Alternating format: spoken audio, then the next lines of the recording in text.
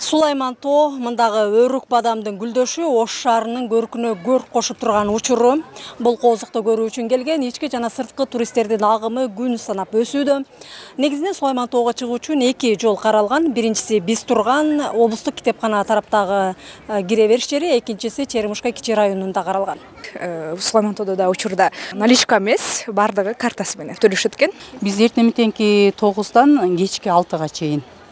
Билет басыгынды. Чоңдорго 70 сомдон, 7 жаштан 16 жашка чейин 50 сомдон. Адамдардын эс алышына шарт жакшы болуп калыптыр баштагыдан.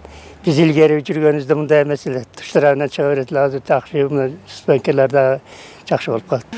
Сулайман Тоо, там вид очень красивый, история очень интересная. 2023 жылы 10 августта Кыргыз Республикасынын токтом жоболору кабыл алынган.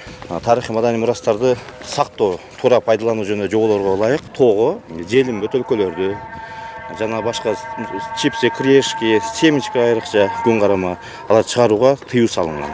Тыюу салынганына карабай, тилекке каршы жарандар өтүүчү жолдон кезиктирбесек дагы жолдун четиндеги тоо борунда мына момундай болгон желим бөтөлкөлөрдү көрө алдык. Өтүп бараткан жарандар бошогон бөтөлкөлөрүн көрбөйт дейби же байкалбай калат дейби ушундай ыргытып эле кете беришкен. Сулайман Тоого келген коноктору, Ош шаарынын коноктору бир аз түшүнбөстүктөр болуп атат. Муну айрыкча ушу орозо мезгилинде ооз ачуу деген кандай бир жаңы түшүнүк пайда болуп калыптыр. Сулайман Тоодон ооз ачуу.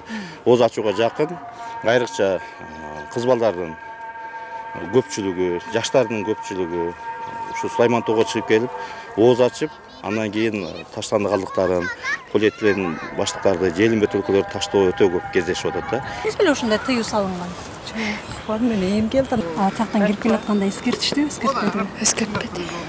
Сулайман Тоодон Ош шаары алаканга салгандай көрүнүп турат. Ошол эле учурда ЮНЕСКО Сулайман Тоосун шаардын 4 тарабынан тең кире бериш жеринде Сулайман Тоо тоскоолсуз көрүнүп турсун деген да талаптар бар болчу. Буга чейин аталган уюм тарабынан музей комплексинин жетекчилигине бир канча эскертүүлөр берилип келген. Буга мыйзамсыз курулуштар негиз болуп келген. Бул боюнча акыркы 1 жылдан бери аябагандай катуу күрөш жүрүп жатат деп атасыз. Кандай иш-чаралар жүрүп атат ушул мыйзамсыз курулуштар боюнча? Ушул күндө биздин астыбызда эле турат. Жибек жолу акционерлик коомуна таандык экен.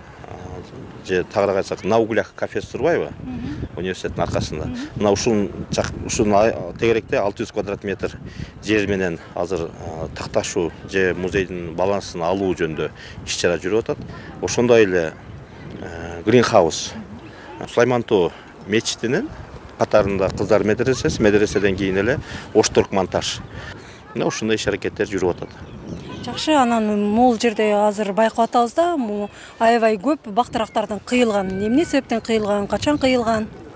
Бул бардыгы өрттүн кесепетинен тилсиз жоо бул өрт каптагандан кийин ушул дарактарга доо кетирип. Бул ошо 19-20-21 жылдары жок болду. ЮНЕСКОнун талабында, мисалы үчүн көчөттү көрүнгөн жерге же жаңы катарларды түзүү мүмкүн эмес. Бул эски катарлар бар болсо, мына сиз азыр көрүп тургандай, булардын катарына биз эксек болот. Калыбына келтирүүдө сууну көп талап кылбаган, ысыкка чыдамдуу болгон бадам, мисте жана долононун дарактары отургузулат. Миргүл Бокошева, Азам Бузриков, Ала Тоо 24, Ош облусу.